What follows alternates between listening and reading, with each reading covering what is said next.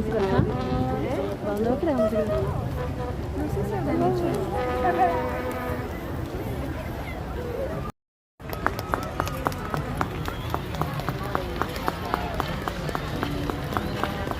¿Y si les hubiese tocado?